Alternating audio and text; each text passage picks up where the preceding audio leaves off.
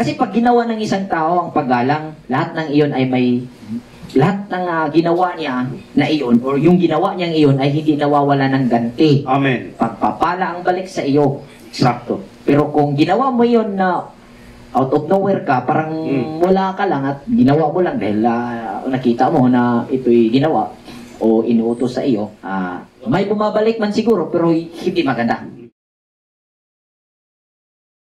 Okay, magandang araw. Shabbat Shalom sa lahat. Magandang hapon po. Magandang hapon po sa ating lahat, maging Luzon, Visayas at Mindanao at sa buong mundo. Kami po ay bumabati sa muli ng Happy Sabbath. Okay, magandang hapon sa lahat at sa ating pagpapatuloy. Ngayon po'y nasa unang Timoteo Kapitulo 3 at ang pag-uusapan natin dito yung naging payo ni Apostol Pablo sa kapwa niya manggagawang si Timoteo, kung saan ang pag-uusapan dito ay tungkol sa kwalifikasyon ng isang pinuno ng iglesia o sa panahon natin tinatawag, Brother Renz, na host pastor.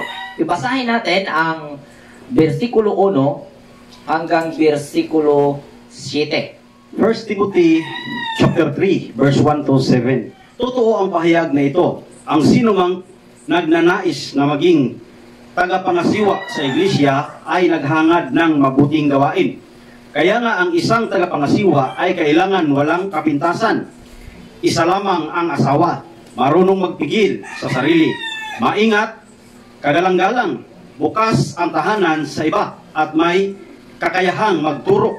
Hindi siya lasinggo, hindi marahas, kundi mahinahon. Hindi mahilig makipag-away at hindi maibigin sa salapi. Dapat mahusay siyang mamamahala sa sariling pamilya. Iginagalang at sinusunod ng kanyang mga anak, sapagkat paano siyang makakapangasiwa ng maayos sa iglesia ng Diyos kung hindi siya maayos.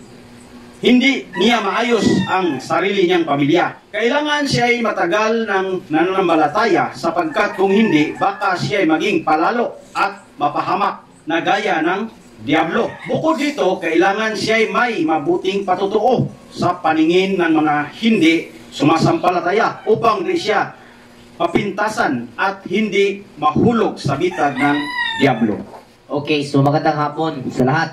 Dito sa naging ipinaabot ni Apostol Pablo sa taga-Efeso sa pamamagitan ng kanyang sulat ni Timoteo, ay nagbigay po siya ng kwalifikasyon sa isang maging pinuno ng isang iglesia. At yung unang bersikulo dito, ang sabi, ang totoo, ang pahayag na ito, ang maging tagapangasiwa ng iglesia ay ang naghahangad ng mabuting gawain. Alam naman natin na ang lahat ay naghahangad talaga ng kabutihan. Kaso nga lang, iba-iba ang kabutihan na pananaw ng isang tao. So, para sa kanya, ginagawa niya yan dahil inisip niya yan ay nakabubuti sa kanya. So, ang punto dito, yung isang pinuno, yung madaling magbago ng kanyang desisyon kung kanyang makita na ito'y hindi nakabubuti. Amen. At baguhin para sa ikabubuti. Hindi po yung ipinako yung naging parang doktrina at naging parang ipinangaral na kung saan yun na ang naisabi at kinakapitan ng pride at ayaw ng baguhin. Kahit alam ng hindi na tama, ay pinapanigan pa rin. Kasi ang pinoproteksyonan niya ay ang dignity niya o ang kanyang reputasyon bilang mayroong divine intervention na natatanggap, na siya lang yung nakakatanggap within sa grupo, yung pinuno lang ang nakakatanggap sa divine intervention na yun yung tradisyonal na pagkakakilala ng mga mananampalataya, lalo na sa mga sekta na nagtatayo ng pananampalataya. Parang iniisip kapatid na mas espesyal siya. Ganon yung dating. May espesyal siyang uling, parang mga ganun yung dating. May mga kwalifikasyon na sinasabi dito. Ang sabi, isa lang ang asawa. Sa mga Pilipino, at lalo-lalo sa ating kapanahunan, ay talagang kahit hindi ka namumuno sa iglesia, yan ang nai-implement na mga batas or mga naging nakaugalian natin na kailangan isa lang yung asawa. That is, kahit hindi po namumuno ng iglesia. Yan po ay ugali na natin mga Pilipino. Itong marunong magpigil sa sarili, maingat at kagalang-galang. Sa pagpipigil sa sarili, general po ito eh. At ang pinakasentro dito na tinutukoy, yung marunong maghandog ng tupang, ng alay na kalapati at tupa. Pagpigil sa sarili at nag-alay ka ng pagpapakumbaba. Amen. Hindi dahil naduwag ka, kundi mayroon kang katapangan para gumawa ng mabuti. At ang sinabing kagalang-galang, hindi po ito nagpapagalang, kundi mayroon siyang karisma na talagang igagalang siya ng tao. Amen. So yun yung dating na hinahanap dito. Yung may karisma siya na igagalang siya. At alam po natin sa Mateo, isinulat doon sa panahon ng Misaya, sa Mateo 12 yata, versikulo 7, sabi niya ron, kung mayroon kang gustong mangyari o mangyari may gagawin sa iyong mabuti ang iyong kapwa, gawin mo muna ito sa kanila. Gawin mo muna. Kung may gusto kang may mangyaring mabuti sa iyong sarili, na gagawin ng iyong kapwa, gawin mo muna yung mabuting naiisip mo sa iyong kapwa. Amen. At ito yung key, ito yung pamamaraan upang mailunsad yung kagalang-galang karakter na makikita sa isang pinuno.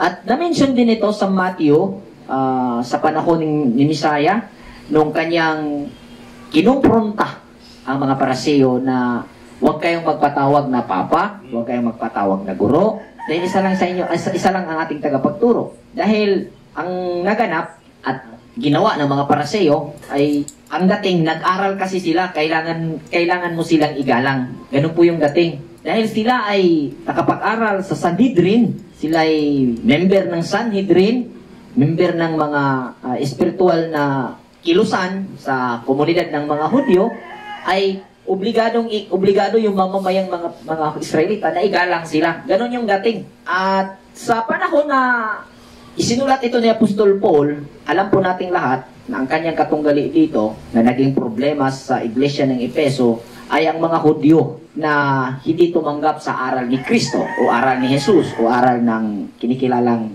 Messiah o Jesus Christ. So, hindi tinanggap. So, ito yung naging influence na kumapit sa katauhan ng mga mananampalataya roon. Kasi yung dating na nakikita natin, Brother Renz, hindi po ang mga iglesia na na-mention dito, Galacia, Efeso, Corinto, hindi po ito itinayo ni Apostol Pablo. Amen. Ito ay existing community o existing church, existing simbahan na dinadaluhan ng mga mananampalatayang Hudyo naroon sa mga lugar na na-mention. Ito'y pinangaralan ni Apostol Pablo sa tamang katuruan o tamang pagkaunawa tungkol sa Diyos kung saan yun ang naunawaan niya. Habang tinanggap, yung dating kasi sa mga libro nating napag-aralan sa isinulatan niya mga iglesia, yung dating ba, habang tinanggap ng mga taong ito ang katuruan ng Misaya sa pamamagitan ni Apostol Pablo at ng kanyang kamanggagawang si Timoteo, nangyaring yung influence na magpapagalang ay naroon. Amen. At minsan, ito ay hinihingi na kailangang ipakita ng mga member na mayroon silang pagalang. Although wala namang problema po sa ganun, Brother Renz, dahil natural man yun na gumalang tayo. Iba kasi yung inutusan kang igalang mo siya, at iba rin yung kusang gagawin ng pagalang sa iyo. Amen. Parang yung dating, Brother Renz ba, na dumating yung isang tao o isang apo o isang anak na kaagad hinanap ang kanyang tatay, nanay o kanyang lolo't lola o sino mang mga nakakatanda na nandun sa bahay o nakita niyang nakakatanda na lumapit at hiningi ang kamay at nagmano. At iba rin yung dating na dumiretso lang yung isang bata at saka pa bumalik ng sinabihan ng nanay o na sinabihan ng tatay na magmano ka ng iyong mga tiyuhin, tiyahin o sino mang nakakatanda na naroon. Iba yung dating. Isang tao na kusang magalangin talaga. Yun. Kusang galang na ibinigay ba? Iba yung dating. So, ang nangyari dito sa pagkakaiba ng aplikasyon ng Pariseo at aplikasyon ng Messianic group ay sa Messianic, kusa. Para sa iyo, o sa Judaism, mandato. Mandato. So, kailangan mong gawin. Dahil kung hindi mo gagawin, nagkasala ka. Ang pagkakaiba dito na nakita natin, madalas nangyari o mangyari kapag ganito yung aplikasyon brethrens, ang paggalang na magpapatuloy ay hindi mabigyan ng bukal sa loob, kundi ginagawa nila dahil nakasanayan na. Tama. At hindi hatid ng puso ng gaan sa kalooban ang gawin ng isang paggalang, kundi ginawang paggalang dahil yun ay nakasanayan na. Hindi dahil minahal niya, Amen. una-unawaan niya, bukal sa kanyang puso, at kasi pag ginawa ng isang tao ang paggalang, lahat ng iyon ay lahat ng ginawa niya na iyon, or yung ginawa niyang iyon ay hindi nawawala ng ganti. Amen. Pagpapala ang balik sa iyo. Sakto. Pero kung ginawa mo iyon na out of nowhere ka, parang wala ka lang at ginawa mo lang dahil nakita mo na ito'y ginawa o inuutos sa iyo, may bumabalik man siguro pero hindi maganda. Kasi sa kalaunan magiging parang istorya na lang ba na tulad ng nangyari sa isang kaangkan na pinagluluto ng yung whole chicken na sinabaw. Yung nangyari, pinutulan ng pakpak ang manok bago ipasok doon sa kaldero. Dumating itong late generation, Brother Renz, tinanong ng bata ang kanyang nanay kung bakit ba putulan ng pakpak yung manok bago ipasok sa kaldero. Ngayon pa man, sinabi niya, ito'y nasunod ko ng aking nanay. So, sa madaling salita, sinabi ng apo o ng anak, Punta siya sa lula. bakit nga? So, nandun man ang lula, pinuntahan ang lula. So, bakit ba lula, pinuputulan ang pakpak ng manok kapag ito'y lulutuin ng buo? Bakit tanggalin yung pakpak? Sumagutin ang lula, hindi. Kasi ganun yung nasunod ko sa mama ko rin, yung pinakalula ng bata. Swerte na lang, buhay pa yung lula ba din? Buti buhay pa yung lula. Oo. Pinakalula. Pinuntahan niya yung lula niya at tinanong. Ang istorya ganito pala, kaya pala pinutulan ng pakpak mga kapatid, yung manok noon ng lula niya na nakita ng kanyang mama, dahil pala, ang lutuan noon is yung corn, yung clay, ang tawag yun sa Tagalog. Palayok. Yung palayok. Tama, yung palayok. Palayok pala yung lutuan. At alam natin yung palayok, medyo ano yun eh. Maliit ang Yung bukana nun eh, yung ano niyan, pinaka ano niya. So maliit siya, yung hindi kasi ang manok. Hindi kasi yung manok. Pag ipapasok mo, ay mag-ano yung manok. Parang naano yung kanyang pakpak. So ang ginawa pala noon, pinuputol. So, kasi masarap yun yung palayok doon mo lulutuin. Mas may aroma siya.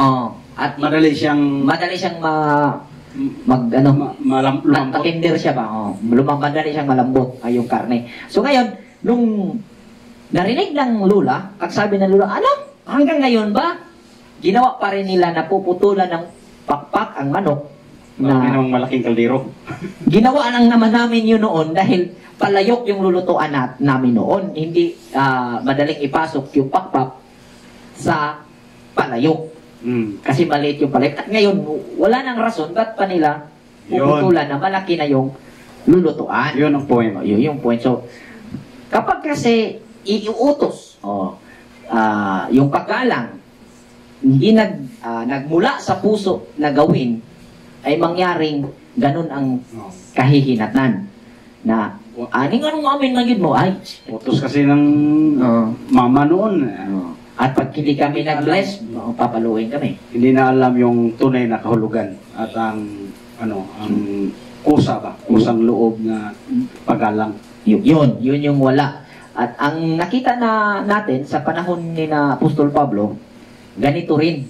So yung mga parasiyo noon, nagpapagalang. At ito yung direktang kinontra ng Messiah sa Matthew 10. Gayon din, ito rin ang possible na naging problema na naging influence doon sa mga mananampalataya sa Epeso. Tulad din ng mga pananampalataya ngayon, Brother Renz, nandyan sa ating mga lulot-lula. Bakit kailangang maglagay ng asin kapag nahilaw yung kanin?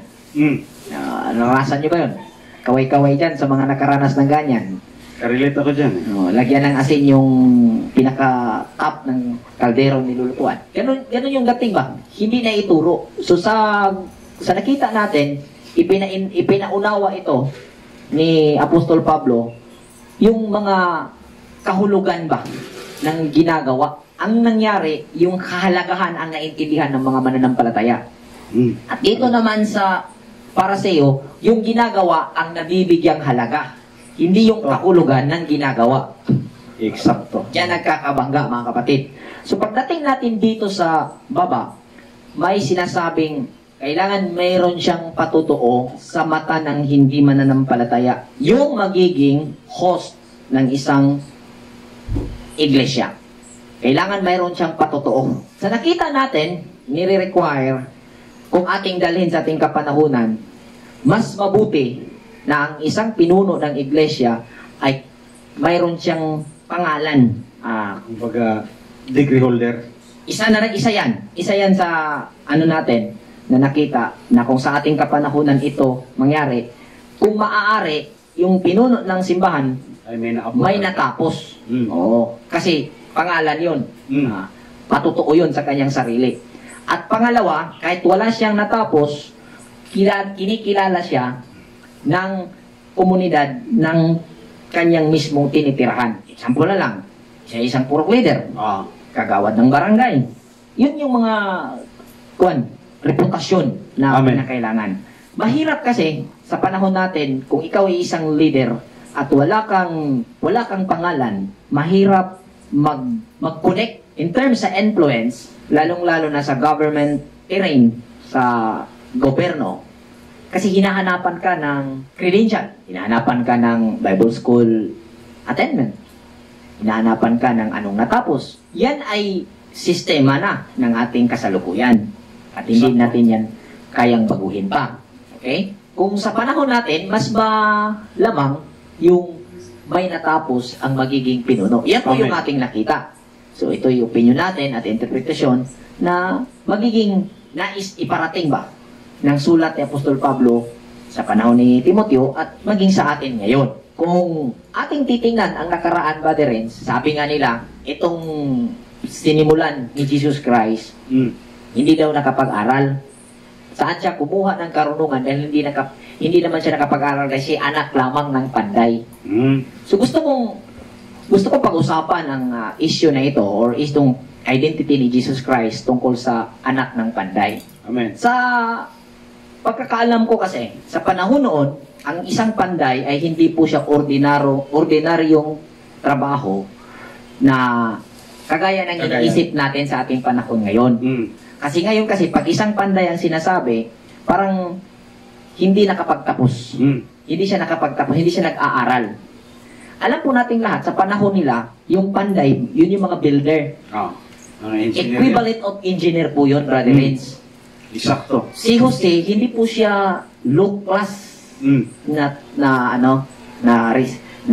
mamamayan dahil siya isang builder. Ano po siya? Engineer. At wala naman pong eskwelahan noon ng mga engineer. So, kasi lahat ng engineer, ngayon sa panahon natin, tinatawag na engineer dahil nakapag-aral ng platform ng engineering. O anumang engineering na specific yan. At electrical, mechanical, civil, ganon. Lahat ng tatawaging engineer, kailangan mayroong, sabihin na natin, diploma na siya talagang nakapagtapos sa engineering na pag-aaral. Pero imagine, lahat ng iyan, ang naunang nagsagawa niyan ay hindi po nakapag-aral. Amen. Yung point. Yun yung point eh. Lahat ng nagsimulang platform, doktor, anumang degree yan, hindi yan, ang unang doktor ay hindi po nakapag-aral ng doktor. Eksakto. Ang unang teacher, hindi po nakapag-aral ng teacher, gaya ng mga pinag-aralan ng kasalukuyang teacher. Kasi wala pa namang eskwelahan noon. Wala namang eskwelahan. So, ganun, kung iyong sundan ba, yung pinakadulo ng history, Amen. at iyong iisipin, yung doktor, unang doktor, ay hindi po nakapag-aral ng doktor. Eksakto. O underestimate sa mga albularyo. Kaya ka ng albularyo, amahan as doktor. O ka ng panday, amahanas mga engineer. Usa ka mga ebidensya nga imong ikuna-hunaon ba? Ang tanan nga degree karon sa tao, nya mingon ay wa man aka eskwela. Wala man ta niingon nga dili na bililhon ng eskwela. Evolution man ni sa panahon. Hindi natin pinarating na hindi mahalaga yung platform ng pag-aaral. Lilinawin lang natin. Lilinawin lang natin yung respect at yung pagkilala, yung pag-acknowledge. Ikaw na hindi nakapag-aral, igalang mo yung nakapag-aral dahil hindi naman madali na nakuha niya yung kanyang credential. Amen. At ikaw namang nakapag-aral, huwag kang magmalaki dahil yung alam mo, kahit hindi siya, yung hindi nakapag-aral, alam din niya kung gagawin niya. Hindi na natin pwedeng baguhin yung sistema. Mayroon na talagang sistema na nangangailangan ng credential. Amen. Yung sistema ng ating panahon. So, kung sa ating panahon, nang sinasabi ni Apostol Pablo, na kailangan mayroong patutuo sa mata ng hindi mananampalataya, mas mabuti na may natapos ang isang leader. Sabihin kasi, hindi naman kasi yung mga apostolis, wala naman yung natapos. Pinili ni Panginoong Hesus. Sasabi ko na po, si Jesus Christ, hindi nga po siya, sinabi pong hindi siya nakapag-aral, hindi po ibig sabihin na hindi po pumasok ng paaralan si Jesus Christ. Ang point po doon na hindi po siya nakapag-aral na ating mababasa dyan sa Matthew, sa Lucas at sa Marcos, sa aspeto po ng spiritual o yung tinatawag nilang paaralan ng Torah na kung saan doon nag-aaral si Apostol Pablo sa paaralan na nandun ang isang teacher na mention dyan sa Book of Acts, si Gamaliel. So yan po ang sinasabing hindi po siya nakapag-aral. Yan po ang pangyayari sa buhay ni Jesus Christ na hindi siya nakapag-aaral sa paaralan ng mga Paraseo na nag-aaral ng salita ng Diyos. Pero kung sabihin ninyo na siya ay hindi nakapag-aral, mali po kayo roon. Kumbaga, kapatid, hindi lang siya nakapag-theology.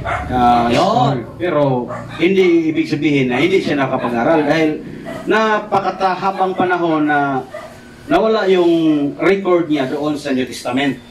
Siyempre, posible na nung wala siya doon sa nasulat sa New Testament, posibleng nandoon siya sa paaralan noon. Possible.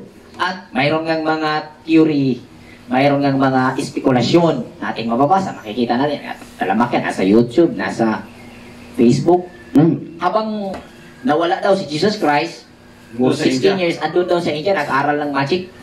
Mayroon din silang mayroon din silang mga evidences. Mayroon din silang mga patunay at mga pagtagpit-tagpit sa mga nagaganap. At di natin masisisi. Yung di din natin makwestiyon yung ganong paniniwala. At sabi nga, si Jesus Christ, siya si Krishna. Yun yung mga sinasabi.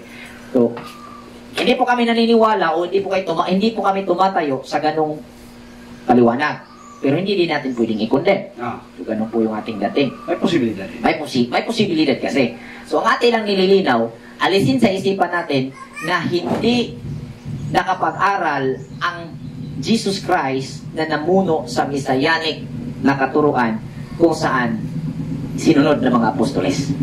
Alisin po natin, anak ra o panday. No.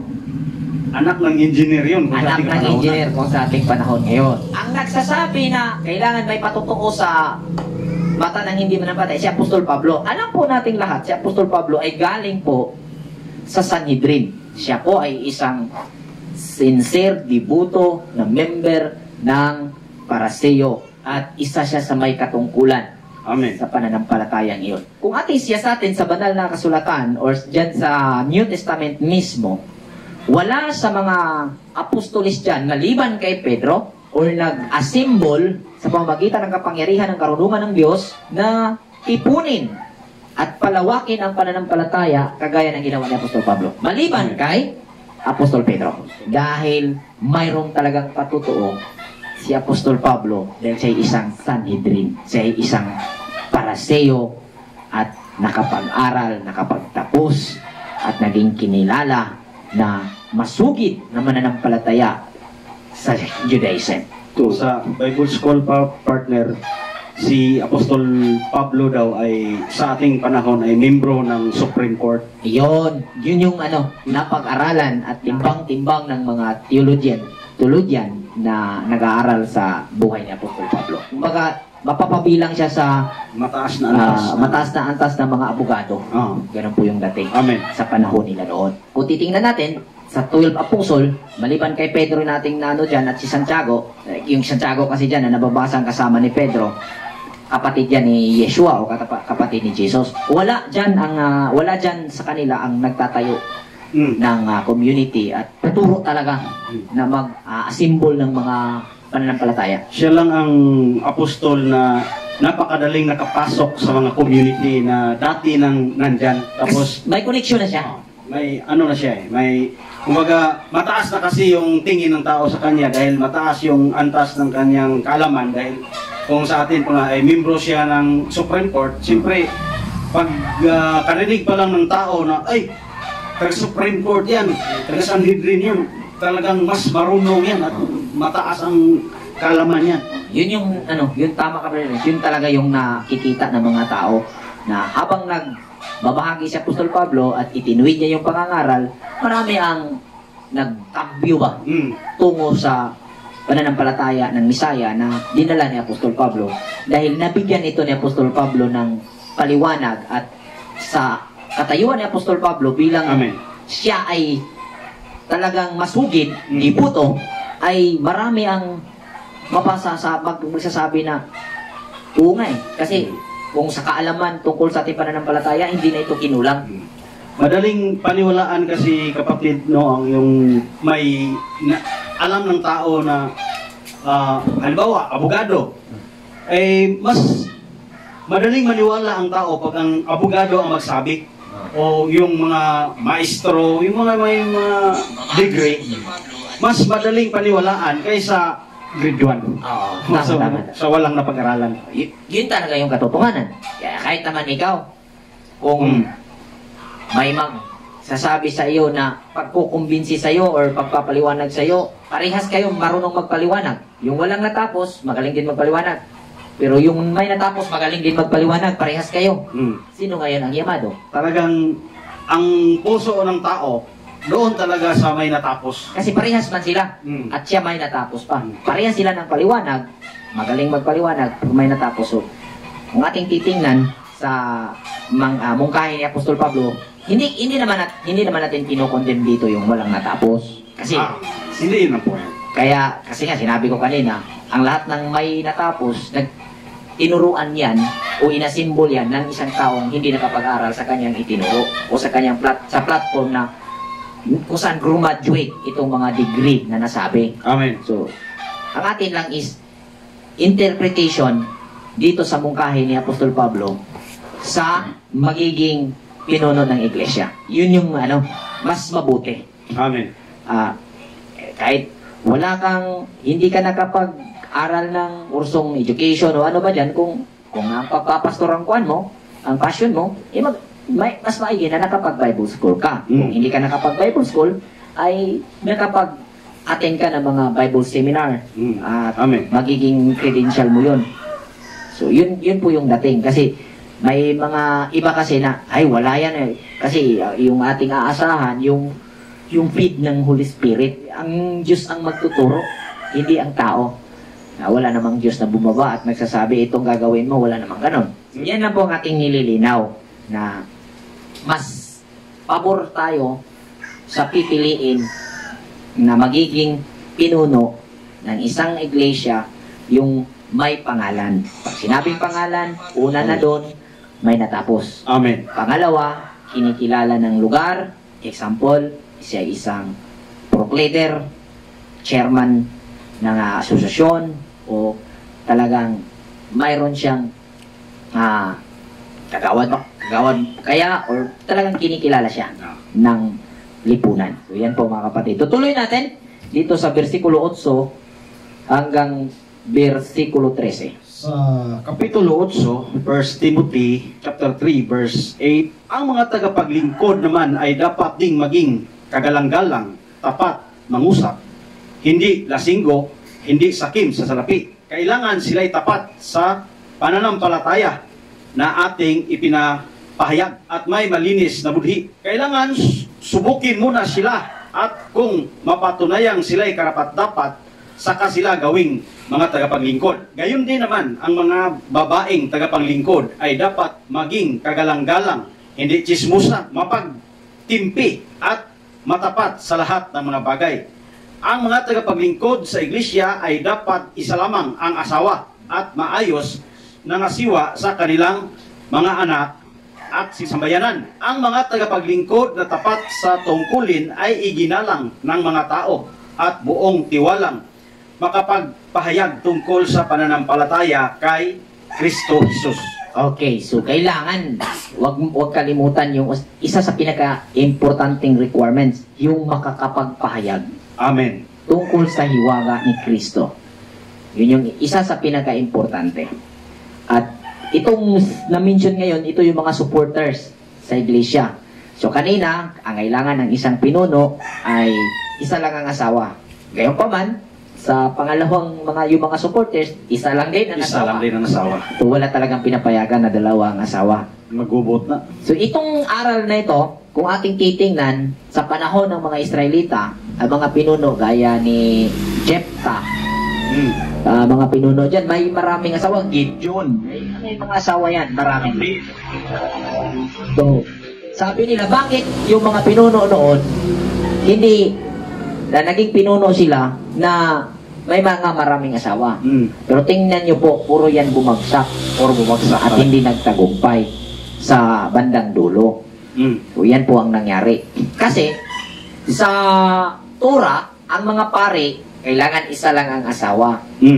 Ngayon, sa panahon ni Jesus Christ, wala nang pari dito sa hanay ng mga Levita. Ito nang na-appoint na mga tulad ni Apostol Pablo, tinatawag na apostoles. Kasi ang pagkapari dito, na tinutukoy yung pagkamatuwid na magigising sa isipan ng bawat tao, kung saan sinabi nga sa 1 Peter, you are a holy nation, a royal priesthood. Amen. Hindi po ito Levita exclusive. Hindi exclusive sa Levita po ito. Amen. At sinabi din ito sa Exodus, na kung saan ngako ng Diyos na kung kayo'y susunod sa kanyang kalooban at susundin at isabuhay at bantayan ang kanyang mga utos, kayo'y magiging banal na lungsod. Amen. At maging mga pari ng Panginoong Diyos.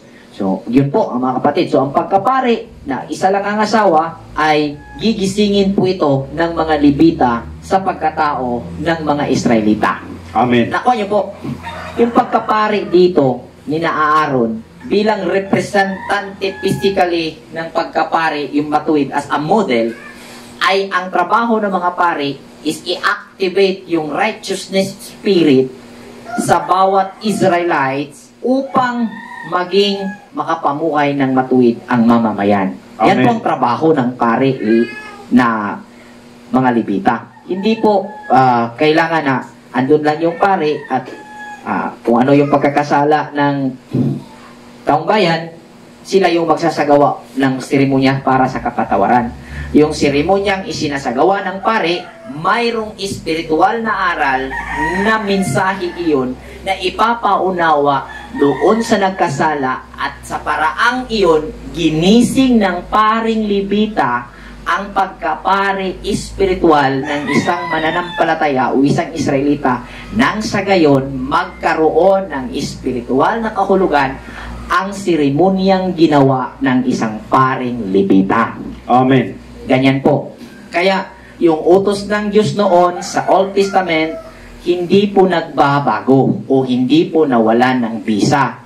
Ang nawala ng bisa yung seremonyas na iyon na ipinagpatuloy sa kapanahunan ni Pablo, na kung saan pinaniniwalaan pa rin ng mga parasiyo na kung iyon ay gagawin, yung physical na seremonyas ang maghahatid ng kapatawaran ng kasalanan. Yun ang pinutol. Amen. Pero yung essence ng gawaing iyon, since iniutos ito ng Diyos sa panahon ni Moses, yun ay ipinagpatuloy ng mga apostoles sa katuruan sa pamamagitan ng pagbibigay liwanag ni Jesus Christ. So yung essence ang nagpapatuloy. Tinanggal yung seremonyas kasi yung seremonyas nagsisilbing scapegoat, Brother Renz. At Yun. ito ang kinontra ni Apostol Pablo, ito ang dahilan ng bangayan dahil may malaking impluensya itong gawain ito doon sa mga iglesia kung saan pinasok ni Apostol Pablo at tinuruan ng tamang kahulugan sa mga gawaing espiritual. Amen. Yun yung nawala, Brother Renz eh. Kaya, panawagan natin, no, sa mga, mga nagtakwil sa Old Testament kasi the old has gone, the new has come. Yun yung nangyari. The old has gone, the new has come. The old covenant daw is tanggal na, the new covenant is nandito na. Yun ang hindi naintindihan. Yun ang hindi naintindihan. Na yung panahon daw ni Moses, lumipas na. Yes, tama. Lumipas nga. Pero yung essence sa ginawa doon upang maging matuwid ang tao, hindi yun mawawala. Amen. Ang sabi nga ni Jesus Christ sa Matthew 5:17 to 19, sabi niya, kahit mawala ang langit at ang lupa, ni isang kudlit. In Hebrew po, the meaning of yud. Kudlit kasi sa Hebreo, yud. Meaning ng yud ay hindi mawawalan ng kahulugan. Amen. Yud means is authority. Symbol, ang symbol po niyan in pictogram is sa Hebrew is kamay na nagkakahulugan ng authority to do what is right. Amen. Yan po yung ibig sabihin na hindi talaga mawawalan ng kahulugan. Hindi maalis ng kahulugan. So, ibig sabihin, ang kahulugan ang itinuturo. Amen. Tinanggal sa pamamaraan ng pagtuturo ng mga apostoles na ating mababasa sa Hebrews, sinulat ni Apostol Pablo sa mga Hebrews, tinanggal roon ang seremonyas sa pagkasulat ni Apostol Pablo dahil yung seremonyas na ang inaasahan ng tao, Brother Renz, para mapatawad ng kanilang kasalanan. Yun ang hindi maganda. Kaya tinanggal sa pamamagitan ng pagsulat ni Apostol Pablo. Pero yung essence, nagpapatuloy po yun sa pamamagitan ng pagtuturo ng mga apostoles at yan ang dapat maintindihan natin. So yan ang dapat nating intindihin. Example nga, Brother Renz, sa pag-aalay ng tupa, pag-aalay ng baka, pag-aalay ng kambing, pag-aalay ng kalapate.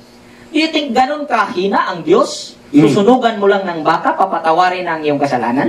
Sa panahon ni Moses, siyang Diyos na may alam at lumikha ng langit at lupa. Papausukan mo lang ng taba ng baka, Brother Renz, at natutuwa na siya at papatawarin ang iyong kasalanan. Do you think ganun po kahina? May istorya na dyan, kapatid, na yung sabi nila sa Bible School dati na talagang wala na talaga raw yung mga pag-aalay dahil ang pinakamalaking alay noon, kung malaki yung kasalanan mo, baka. Ngayon, kung magkakasala ka, magnakaw ka ng 10 baka, tapos ialay mo yung isa, ay Pinansyabu ka. Pastilan. Kasi Kaya tinanggal na yung gawain yun. Kaya tinanggal daw kay hindi na nakakabuti. Magnakaw ka ba naman ng 10 tapos ialay mo yung isa, may tubo kang siyam. Napatawan na yung kasalanan mo. Na may ginansya ka pang siyam, kalukuhan. Maraming baka yan, kapatid, ang nangyayari kasi sunod buwan, magnakaw ka na naman ng 10 o 20, ialay mo yung isa. Para sa kapatawaran ng kasalanan, may ginansya ka naman may ng ginansya kang siyam. Grabe yun. So lumalabas tuloy kung ating in suma total, mahina yung Diyos ni Moses sa panahonan niya. Hindi niya pala alam yung magiging kahihinatnan ng isipan ng tao sa kasalukuyan. Na ito'y pagsasamantalahin. No, hindi po mahina ang Diyos. Amen. God is the same yesterday, today, and forever. Eksakto. Yung mahina dyan, yung pangunawa. Na ikinabit ng mga interpretation, ng mga interpreter sa talata na nasabi. Amen. Yun yung mahina, brothers. Yung bakang iaalay para sa kapatawaran ng kasalanan, kung isa kang pinuno, yung literal na baka inalay, hindi yun. Hindi yun ang inalay. Amen. Ng isang pinuno para mapatawan ang kanyang kasalanan. Representation po iyon ng kanyang ugaling iaalay. Eksakto. At yun ay bilang patutuo na siya'y mag-aalay ng baka spiritually, ibig sabihin po nun, sacrifice. Amen. Strength and sacrifice. Amen. Bilang patutuo na gagawin niya iyon sa physical na aksyon na isasagawa sa seremonyas, magdadala siya ng isang buong baka. Amen. Para ialay. Baga, resulta na yon sa kanyang inalay. No, kanyang inalay na spiritual. Na ugali. Hindi doon sa physical na baka na inalay mo tapos-tapos na hindi. Resulta yung physical na baka sa inalay mo spiritual. Yun. Ganon din sa baka, kambing, tupa, at kalapate. Yun. May mga Eksakto. spiritual na kahulugan. Amen. So, yan po ang example natin na nawala nga sa tamang kahulugan sa pagpapatuloy. May mga maraming argumento, may mga maraming debate. Isa sa niresolba ni Apostol Pablo dito sa sitwasyon ni Timoteo, yung debate. Kaya nagmungkahi si Apostol Pablo na pumili ka ng isang leader na mayroong pagtimpi, pagpigil sa sarili, hindi mang-away. Kasi ang pinagdidebatihan itong itong sitwasyon ng pagsasagawa ng pananampalataya. Ito yung pinag-aawayan, ito yung pinagdidebatihan. Gayon din sa panahon natin, ang pinag-aawayan, may mga tao gustong sumunod sa dating pamamaraan, o sa tinawag Old Testament, may mga tao ding nagtakol sa Old Testament at New Testament na lang susundin. So, ang Torah community, magpaparating po ng aming pangunawa na hindi po nagkaroon ng New Testament para alisin ang Old Testament. Amen. Sabi nga nila, kung tama lang daw, ang Old Testament hindi na kailangan yung bago. Mababasa yun sa Hebrews. Tama nga, may nasabing ganun. Ang pinatutungkulan po doon, yun po sinasabi natin kanina. Dahil nga, ang ginawa nila, yung physical na seremonya, doon na nila iaasa sa gawain ngayon para mapatawad ng kanilang kasalanan. Nawawala po sila sa essence nung seremonyas na kung saan kapag nag-alay ka, matapos mo nag-alay ka ng physical na baka, matapos nang inialay ng isang tao ang spiritual na nakahulugan ng physical na baka ang inalay niya, which is kung baka at ikaw ay pinuno, baka ang require strength and sacrifice po ang ibig sabihin nun. Amen. Para mapagtagumpayan mo, mapagpasensyahan mo ang iyong mga nasasakupan at mayroon kang lakas, sapat na lakas, kailangan may sakripisyo ka. Amen. Para maitaguyod mo. Eksakto. Yan po, mga kapatid. At That's ito right. ang hahanapin natin kung tayo po ay mag-select o tayo po ay mag-appoint ng mga pinuno. Amen. At sa napag-usapan natin kanina, kapag isang pinaka-pinuno sa church, maging host, mayroon siyang natapos, isa yun sa tinitingnan nating spot na mayroon siya. At kung wala, kinilala ng lipunan. Amen. At higit sa lahat, yung mga iaalay. Hindi yun mawawala. Amen. Kasi hindi magagawa ng isang tao yung pagpipigil sa sarili kung hindi po siya nag-aalay ng espiritual na baka, espiritual na tupa, espiritual na kambing. Yan po mga kapatid. Sa babae, ganun din. Mag-aalay ng mga ugaling pinatutungkulan ng mga handog na inalay ng mga Israelita sa kapanahunan ni Moses. Dahil hindi yun nababago. Amen. Kung basahin mo ngayon sa dulo, ang sabi, ito'y inyong gagawin sa inyong saling lahi. Sa lahat ng inyong saling lahi. Amen. Matatapos ba yun? All generations. No. Generation to generation yun. Yung essence. Amen. Yung pinatutungkulan ang magpapatuloy. Pero yung seremonyas, alam ng Diyos, nakakapusin tayo sa dulo ng mga physical na seremonya.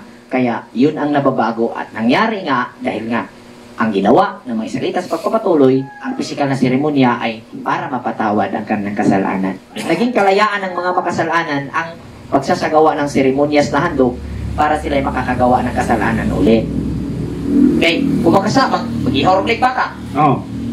Kung mamaji ka, Ihorog baka. ihorog baka. Kung makapatay ka, ihorog baka. kanding. Ihalad na kanding. Makasaka, maghihalad na ka, makapasaylo na ka. Inana de kahina ang ginutili yun. Simbolo na sa imong gihalad nga espiritu kanon. Padayon mga igsoon.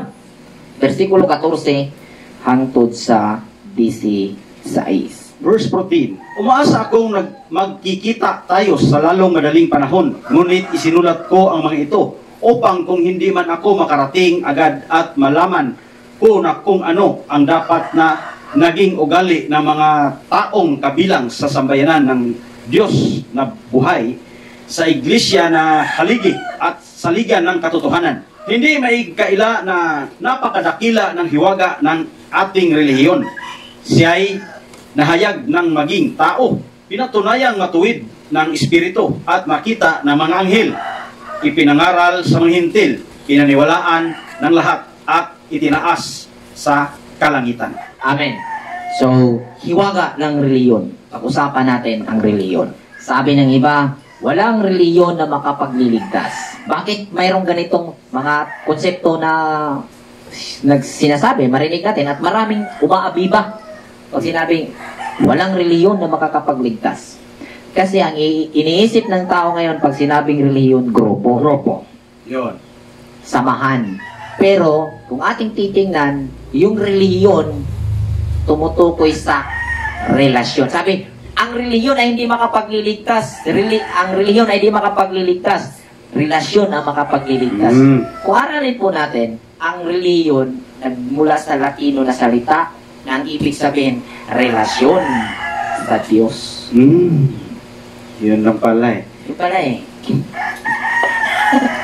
Kaya, mali ka roon kung sabihin mo walang reliyon makapagligtas at relasyon sa Diyos ang makapagligtas. Parang nalito ka roon kasi ginamit mo yung salitang reliyon na hindi mo inalam kung ano ang ibig sabihin. Maraming ano dyan, kapatid, gaya na lang ng salitang Biblia. Yung nakita natin noon na pag sinasabing Biblia, parang ang nasa isip ng tao, banal na aklat. Nakakaiba kay Biblia. Tapos, yung Biblia pala ay salitang Griego ba yun? Salitang Griego na kung iano sa atin ay libro. Libro lang pala. Libro. Pag sinabi palang Biblia, libro. Libro. At yung latest interpretation, pag sinabing Bible, 2 books na pinag-isa. Yun yung huling inano na kaya pala tinawag na Biblia dahil yung isang libro, dalawang libro, which is New and Old Testament, kasi yung unang libro tinatawag na Old Testament, which is tinatawag yung scripture o kasulatan, at yung patutuo sa kasulatan, which is ito yung kasaysayan ng mga Israelita o sa pamamagitan ni Jesus Christ sa mga apostoles na Apostol Pablo, ipinangaral nila ang sinabing scripture o Tanakh, na buo yung kasaysayan. Yun yung naging testimony at pinag-isa ito tinawag na Bible. Ang dami kapatid, maging sa social media ngayon, ang daming magwali, maghayag, mag-preach na hindi mo kailangan ng relihiyon kapatid, kailangan mo lang ang relasyon. Relasyon. Mali. Sumatotal pala, yung relihiyon ay relasyon sa Diyos. Nililito mo ang sarili mo. Kaya sabi ni Apostol Pablo, unsa ka tinago, ano na, ang sabi niya? Napakadakila ng ating nakila ng hiwaga ng ating reliyon. Siya'y nahayag ng maging tao. Napakadakila ng hiwaga ng ating reliyon. Tinutukoy ni Pablo dito, relasyon. Amen. Sa Diyos. At ang Diyos na tinutukoy dito sa pag-aaral na aming ibinahagi, yung sistemang napapaloob sa o nagpapairal sa atin na kung saan dito tayo nananahan. Yan po yung Diyos kung saan i-connect natin ang ating relihiyon dito sa sistema kung saan umiiral tayo, dito tayo nananahan. Sa madaling salita, ito yung iyong inner self. At in connection, sa Genesis chapter 1 verse 26, nilikha tayo ng Diyos ayon sa ating wangis. Ito po'y sarili natin na ating nakikita sa pamamagitan ng pag-andar ng ating sentido komon. Amen. Kaya yung mga ninuno natin nag-bow down sa lupa at sumamba sa Diyos, hindi ibig sabihin po no, na may Diyos sa langit na dyan sa itaas ng alapap na nakatingin sa Kanya at natuwa dahil siya nagpatira pa. Sign po nun, ibig pong sabihin nun, handa siyang magpakumbaba sa kanyang inner self. Amen. Ang inner self, yan po yung sistema kung saan kailangan nating mag-connect. Amen. Through relation. Ang relation is religion. At kailangan nating maniwala, magtiwala sa sistemang matuwid at makatarungan sa pamamagitan ng relasyon o sa pamamagitan ng relihiyon. Amen. Yun pala. Hindi pala grupo ang relihiyon na sinasabi dyan sa Biblia. Kaya tuwid natin mga kapatid, kung magsabi ka na walang relihiyon na makapagligtas, ang ibig mong sabihin is group, sabihin mo na walang grupo na makapagligtas. Yun. Kasi ang relihiyon, ibig mong sabihin is relasyon. Amen. At ang relasyon na iyon ay tungkol sa Diyos at sa iyo. At ang Diyos ay nasa iyo, which is yung sistemang umaandar kung saan umiiral ka, ikaw at ako nandito. Kaya ito ay payo lang. Kasi yung pagkasulat sa Biblia ay hindi natin lingwahe, hindi natin language. Kaya unawain mo muna doon sa original language na nakasulat. Halimbawa sa Old Testament ay Hebrew at sa New Testament ay Griego na. So unawain mo muna kung ano yung ibig sabihin sa Griego bago mo isalin sa ating lingwahe. Bago para malaman mo. Bago i-apply na may pangunawa sa pagsasabuhay. Yun yung kailangan. Amen. Yan ang homiletics at hermeneutics. Yan pala mayroon pala So, salamat sa ating lahat mga kapatid. Nawa ang pag-aaral na ito at pagbabahagi na ito ay nakakatulong sa atin. Magandang hapon po sa ating lahat. Shalom. Alaikum.